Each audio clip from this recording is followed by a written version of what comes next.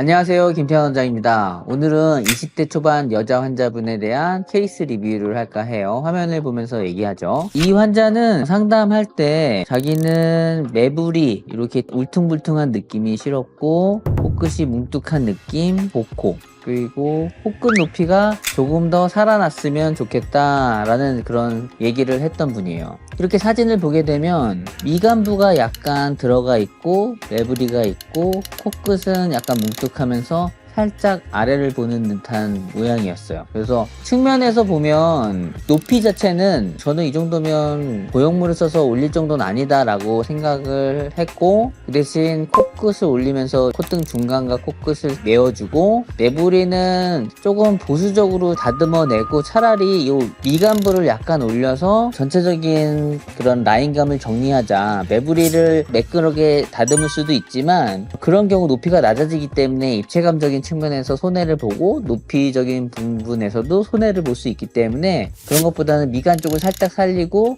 매부리는 최대한 보존해서 높이를 보존하자 이렇게 얘기했던 케이스예요. 그래서 무보형물 수술 하자고 했고, 미간 근막 쓰고 매부리는 약간 다듬는 정도 손에서 해결하자 이렇게 얘기했었어요. CT를 한번 보죠. 콧구멍이고 비중격이 보이고요, 비갑개가 보이고 코뼈가 약간 휘고 뒤쪽에 있는 뼈 파트가 약간 뼈돌기처럼 이렇게 튀어나와 있었어요.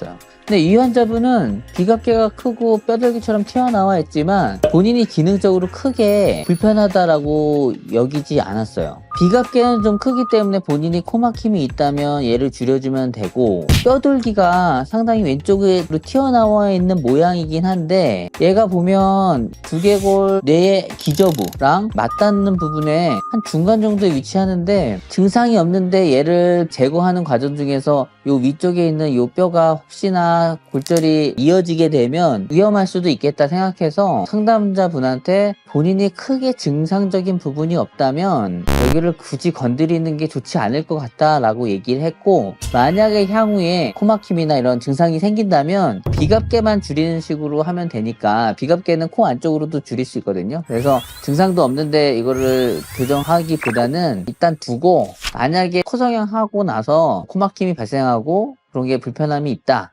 환경이 변하거나 체질이 변하거나 그래서 그렇다면 비갑개만 줄이는 걸 하자 이렇게 얘기했어요. 그래서 뒤쪽에 있는 뼈돌기를 제외하고는 앞쪽에 있는 비중격은 사실 반듯한 편이었거든요. 그래서 이거 굳이 규정할 필요는 없다 라고 생각하고 그렇게 진행했고, 우리가 관심 있는 거는 연골 사이즈가 얼만큼 될 거냐. 그래서 측정을 해 봤더니 높이는 24, 앞뒤로는 28.87, 그래서 위아래로는 좀 약간 작았어요. 그리고 앞뒤로는 뭐 29 정도 되는 거니까 이 정도면 괜찮고, 그래서 일단은 이 비중격 쓰자, 이거 써도 될 것 같다. 근데 남자분들은 흔하지 않지만 여자분들 같은 경우에는 사이즈가 괜찮아도 채취해보면 연골의 어떤 강도가 그렇게 강하지 않다거나 아니면 주변 구조가 약하거나, 그래서 그런 부분에 견고한 지지 구조를 만들려면 얘만으로는 견고하기가 좀 어려운 경우가 있어요. 그럴 때는 저는 귀연골은 너무 말랑말랑해서 견고한 어떤 지지 구조를 만들기에는 좀 부족한 면이 있어서 비증 늑연골을 좀 사용할 수 있다라는 설명을 드려요. 그래서 이 케이스에서는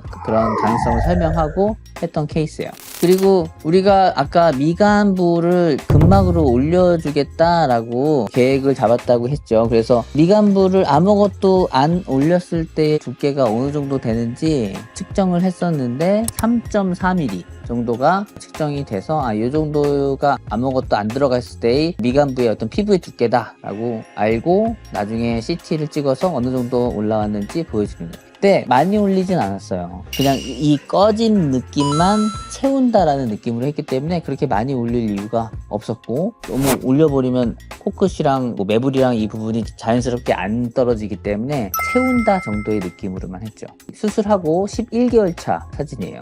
정면에서 보면 복코에 대한 부분이 확실히 개선된 게 보이죠. 그리고 사측면으로 가게 되면 코끝의 뭉툭한 느낌이 해결됐고 약간 아래쪽으로 보이는 느낌이 좀 위로 올라왔고, 매부리의 사이드를 정리했는데 높이는 유지했고 이 부분을 정말 살짝 더 올렸어요. 그래서 전체적으로 정리한다라는 느낌이에요. 정측면을 한번 보죠. 정측면을 보면 코끝이 아래로 향하는 게 약간 위로 올라왔고 그 사이를 채웠고 이 부분이 살짝 채워진 느낌이 보여요. 그래서 라인이 정리됐죠. 이렇게 수술을 하면 사실 주변 사람들이 이 부분에 대해서 얘기하지 않으면 본인이 코 수정형을 했는지 거의 못 알아요. 자기 원래 코가 이렇게 생겼겠구나 생각할 정도로 밸런스가 눈에 거슬릴 게 하나도 없기 때문에 그냥 자기 코라고 보는 거죠.